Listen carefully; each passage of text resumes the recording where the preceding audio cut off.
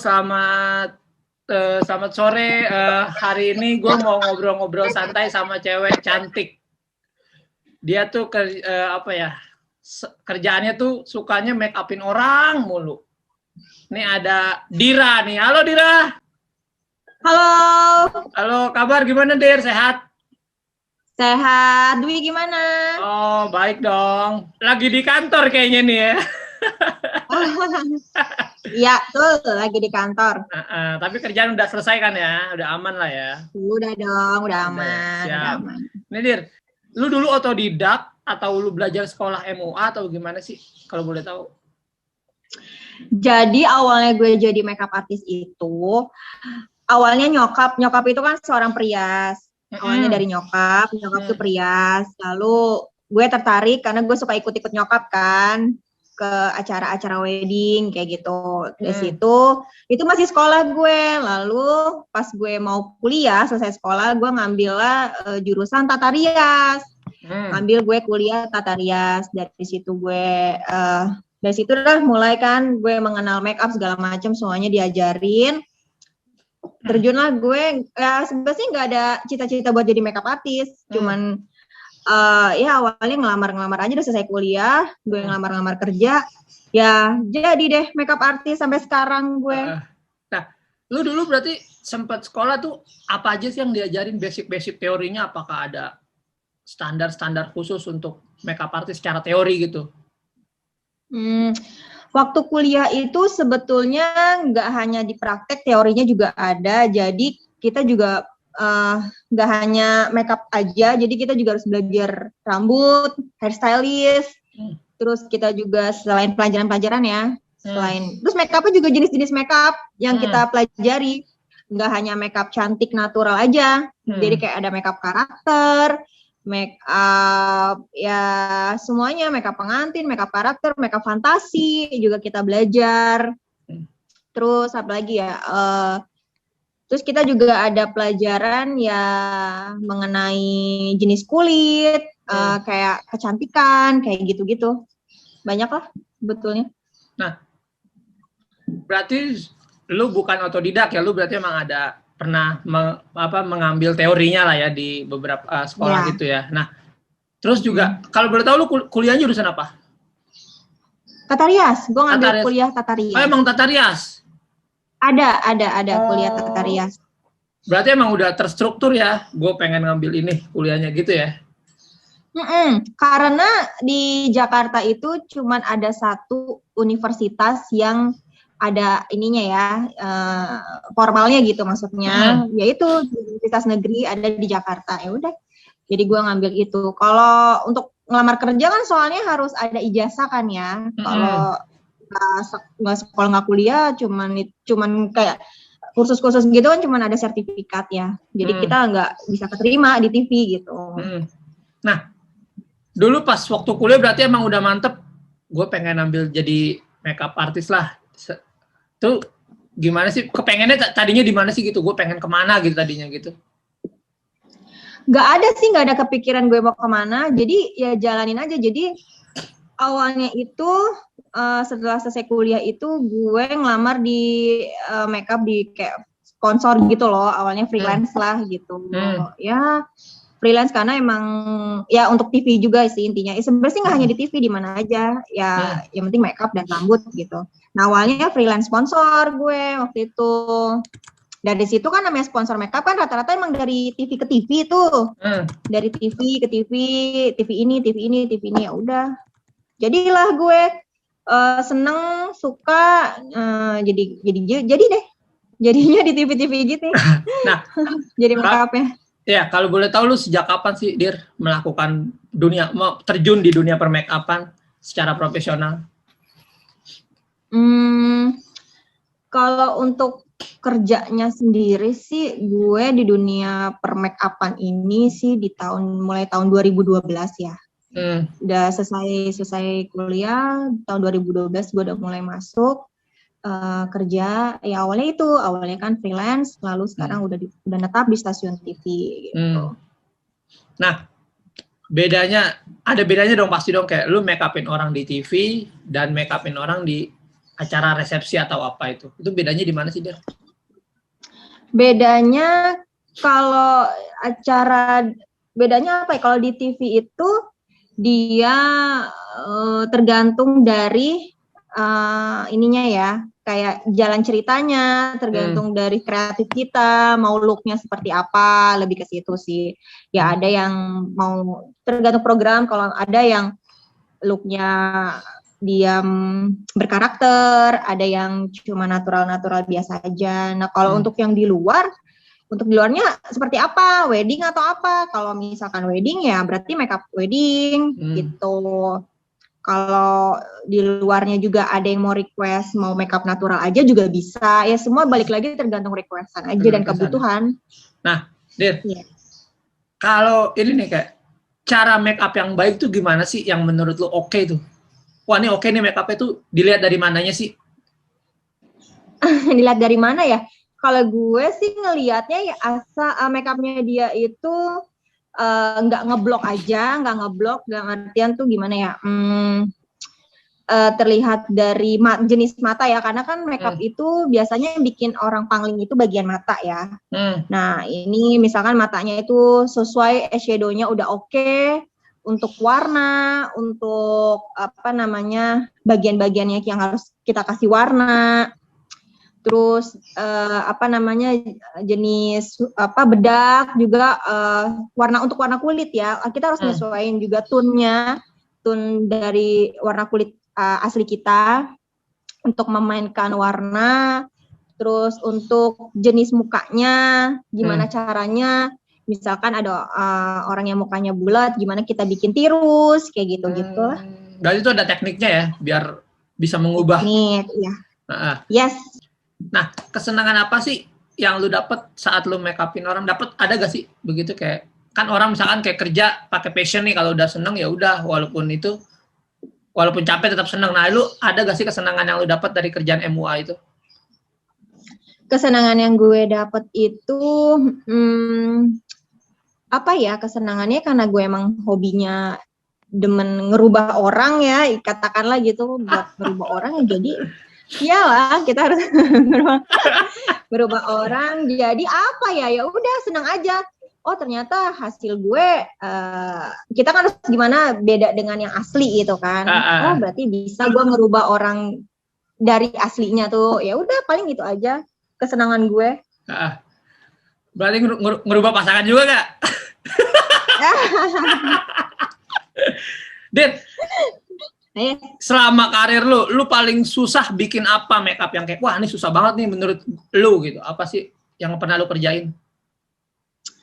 Make up apa ya yang gue susah itu awal-awal itu make up dimana make up ini kayak make up apa tuh karakternya tuh yang terlalu banyak ininya loh, karakternya tuh terlalu banyak macam-macamnya gitulah gitu yang waktu itu sempat agak susah. Ya sampai akhirnya gue diajarin lah, ada senior kita di sini. Ya akhirnya gue diajarin ya pelan-pelan diajarin gitu. Kayak luka-lukanya tuh terlalu parah gitu loh, ada bakar-bakaran gitu. Oh, berarti kayak horor-horor gitu ya? Yes. Lu di TV nasional besar gitu, terus juga kerjanya di saat di masa pandemi gini gimana sih? Lu harus pakai masker atau harus menjalani protokol kesehatan kayak gitu-gitu? Iya, jadi di masa pandemi gini ya kita harus steril semuanya, dalam artian tuh selain cuci tangan untuk diri kita sendiri juga kita kayak alat-alat makeup kita tuh harus kita benar-benar kita bersihin dari sebelum kita pakein ke orang sampai udah selesai kita pakein pun juga harus kita bersihin, harus kita cuci, harus kita semprot-semprot segala macam. Pokoknya nanti ketika kita mau make upin lagi juga, jadi kan ketika alat makeup kita udah kita kasih ke orang yang satu dan orang yang lain tuh aman gitu loh. Jadi udah selesai orang yang satu kita bersihin, nanti kita kalau mau make upin orang yang berikutnya jadi aman gitu. Udah selesainya pun juga akan kita bersihin lagi. Itu sih biasanya kita kalau ngebersihin ya paling sehari udah gitu kan, langsung dibersihin. Kalau ini kayaknya lebih sering berulang-ulang kali ngebersihinnya karena kita make upinnya juga banyak kan, nggak hanya 1-2 orang gitu. Terus apalagi untuk kebersihan sih kayak gitu. Terus ya udah sering-sering kita cuci tangan habis karena kita megang orang, megang muka, megang rambut kan. Jadi langsung kita bersihin lah cuci tangan kita kayak gitu. Pernah gak sih ada pengalaman yang menurut lu nggak enak saat make upin artis? Yang nih belagu banget ya, atau kesel banget gue saat make upin artis itu ya, ada gak sih? Ada artis yang kayak dibilang ribet, bukan ribet sih ya, kayaknya tuh ya emang begitu gitu. Jadi kayak jutek juga ada, yang ini salah itu salah juga ada. Ya udah sih palingnya itu aja, cuman nggak yang sampai marah gitu sih, enggak. Alhamdulillah sih enggak, jangan sampai deh, jangan sampai gue diomelin. Ya paling cuman kayak Mbak kurang ini, Mbak kurang itu, cuman kayak gitu aja sih. Nah, lu kan cewek nih Dir, kerja di salah satu TV swasta besar Indonesia tuh, gimana sih jam kerjanya kan gila. Gue tahu juga TV itu kerjanya gila. Itu gimana sih lu cara menyikapinya di jam kerja mereka itu? Iya, kalau untuk jam kerja emang dari awal gue tahu, karena kan gue itu bukan di bagian, katakanlah bukan office hour ya, kita di bagian lapangan, jadi kita tahu lah jam kerja kita yang tidak menentu jamnya, ya gue sih udah tahu gitu, jadi ketika gue pun sudah masuk ke dalam lingkup itu, jadi gue udah gak kaget gitu, itu aja sih. Nah, kalau kayak misalkan ada orang nih yang pengen baru belajar, pengen jadi MUA. Basic apa aja sih yang minimal lu kalau udah punya basic ini lu bisa disebut MUA, itu basic apa aja sih? Oh, kalau mau ada yang mau belajar MUA, basicnya mah gampang, cuman bedak aja. Ya, bedak kayak foundationan, bedaknya, lalu yang kecil-kecil ya kayak untuk bedak, terus blush on-nya, pemerah pipi, lipstick, alis, sama pewarna mata atau eyeshadow. Udah, itu gampang. Kalau udah ada bahannya itu, nanti kita tinggal ikutin ya bisa dilihat lewat YouTube bisa, atau lewat ada yang temennya mau bisa ngajarin juga bisa. Yang penting itu aja dulu kita punya bahan dasarnya itu aja. Nah, lu buka sekolah dong?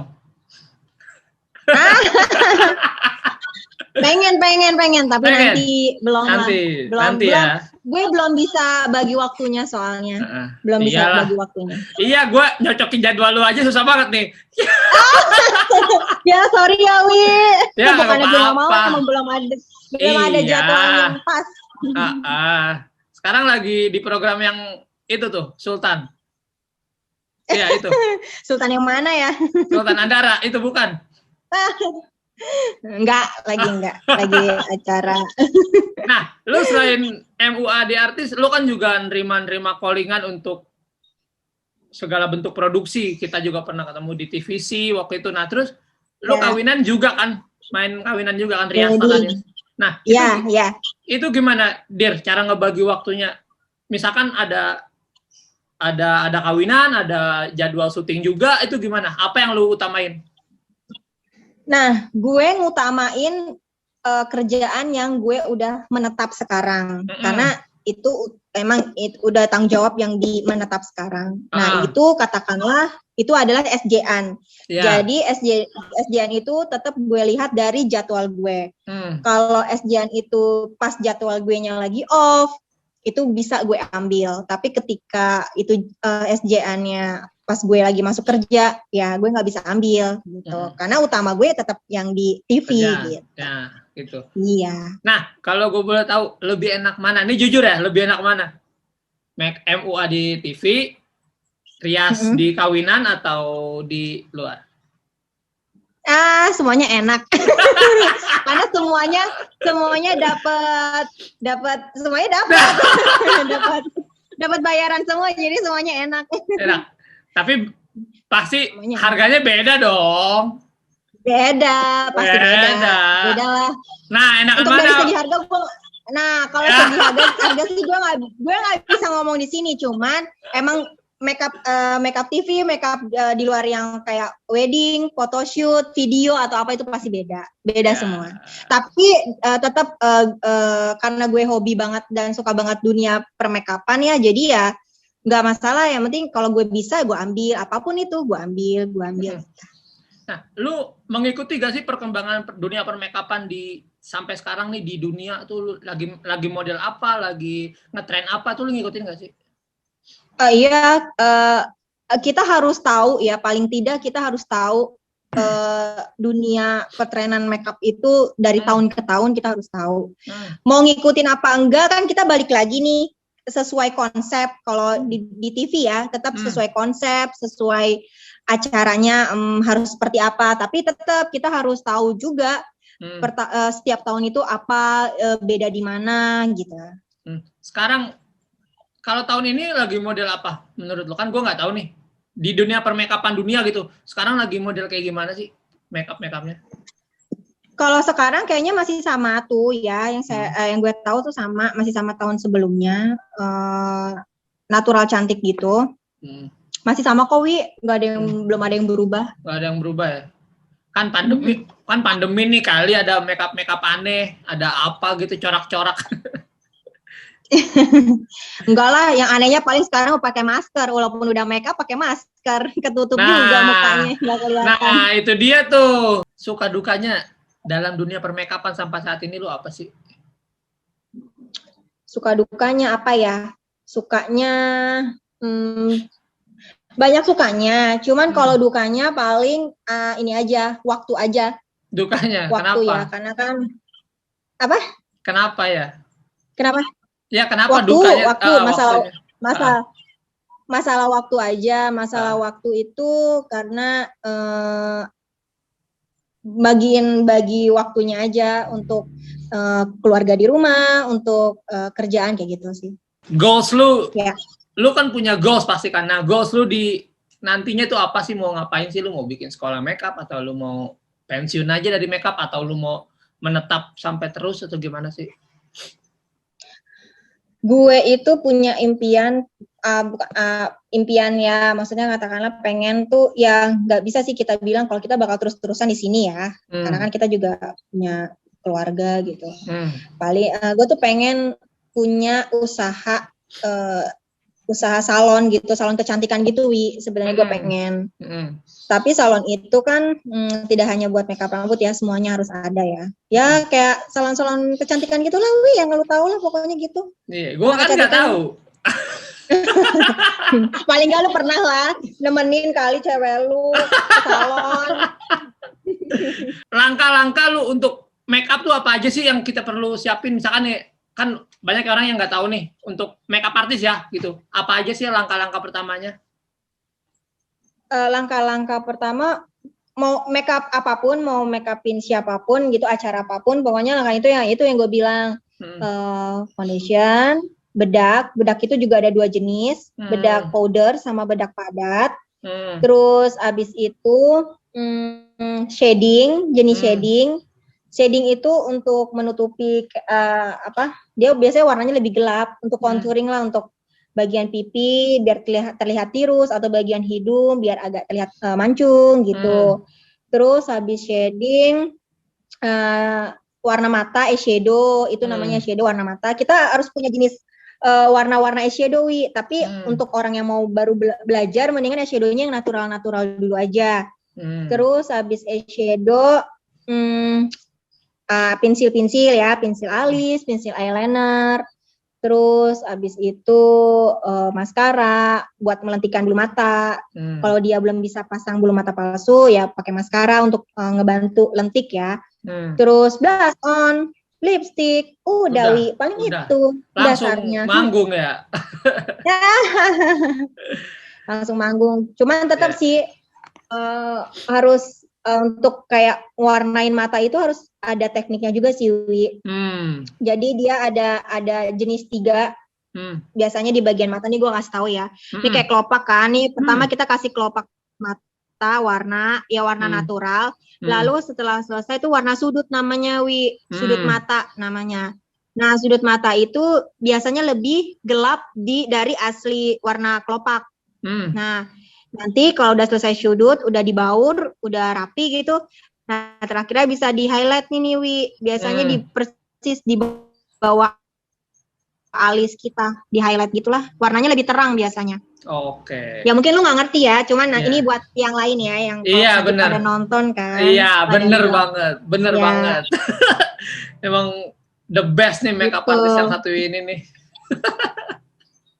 Bisa aja lo, Wi. Iyalah. Oke, Dir, segitu dulu Dir obrolan santai-santainya hari ini. Maaf ya udah mengganggu, waktunya lagi kerja tuh, lagi di lokasi. Itu enggak kok, malah gue seneng. Sorry ya Wi, baru bisa sekarang nih, dari kapan tahu lu minta. Iya, kan gue ngikutin jadwal lu makanya. Ya. Oke, Dir, terima kasih Dir atas sharing-sharingnya Dir. Sama-sama Dwi, sukses ya, sukses ya. Ya.